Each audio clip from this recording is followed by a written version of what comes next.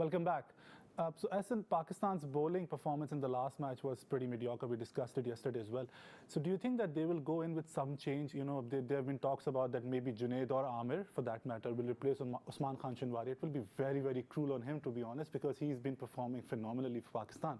Yeah, I mean, in the previous two matches, he has not picked up a wicket, and that also had a dent on his bowling average. But I mean, if you ask me, Junaid was a player who was picked as a 16th member of the squad. He was never a part of Pakistan's playing 11 plans. But you know, since he is there, he might be given a chance. But I don't think he will be given a chance. He will be inducted in the playing 11 right away.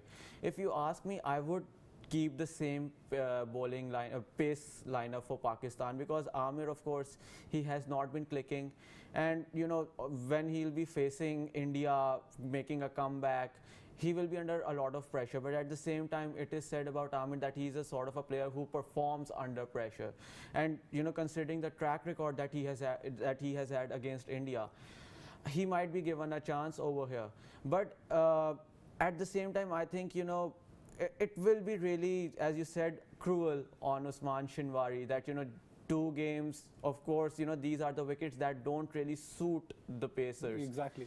To give him the rest. But the question here is that, you know, if they will actually go in with the same bowling attack, who will actually bowl in the death overs? Because in the last match, you know, we conceded more than 80 runs in the last 10 overs, and it was a real disappointing performance, to say the least. It is, Azim, look, it is about picking a bowler, like, you know, at one hand you have a bowler who concedes 60 or 70 runs and picks 4 wickets up, gives you 4 wickets.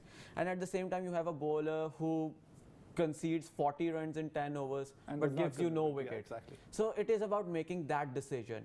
I mean, if you ask me, I'll go with the bowler who is giving me 4 wickets. Yeah. So what about Pakistan's spin option other than Nawaz and Shadab? You know, it's most likely that both of them will play. So do you think that they will actually use Shoaib Malik as well in the bowling department? Well, they would have to. Look, because of course it's so much there's so much heat over there in Dubai. You know, it becomes very difficult for bowlers to bowl in the longer spells. So they have to sort of, you know, cut on the workload of the bowlers in the field, and they have to, you know, sort of. And Malik, he comes up and he provides you with, he's not your orthodox off-spin bowler. Yeah. He sort of varies his length, and he sort of gets the turn and gets the bounce as well off the surface. So he can come really handy in these conditions. And not to forget that we are playing in Dubai, where in the last match Jadeja claimed 4 wickets. Before that, you know, Kedar Yadav took 3 against Pakistan, and then there was Kuldeep Yadav and Chahal as well. So Indian bowling options look completely, you know, according to the situation in Dubai. So do you think that their bowling attack will be, you know, more suitable to those conditions? They have 4 spinners with them, and you know, 4 spinners will be playing today's match. As you said, Ravindra Jadeja, of course, you know, Jadeja coming in to replace Akshar Patel. It has sort of given, you know, it has sort of given that boost to the Indian bowling lineup. Do you think that was a blessing in disguise that Pandya got injured? Of course, and you know, picking up 4 wickets on return, and Jadeja, Pakistani batsmen have always struggled against Jadeja, and you know, Pakistan is at the moment in a conundrum that how they have to go about their bowling, because Indians are really good players of spin, but at the same time the conditions are not that much suitable for pace bowling.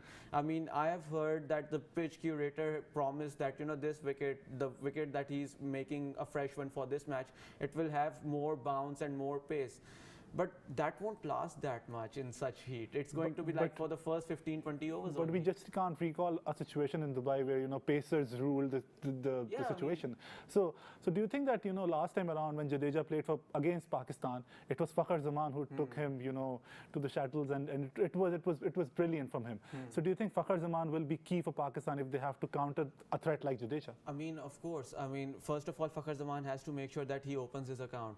In the past 2 matches, and he hasn't been able to, you know, score. I mean, he was unfortunate against Afghanistan that he was given leg before when the impact was clearly outside the line.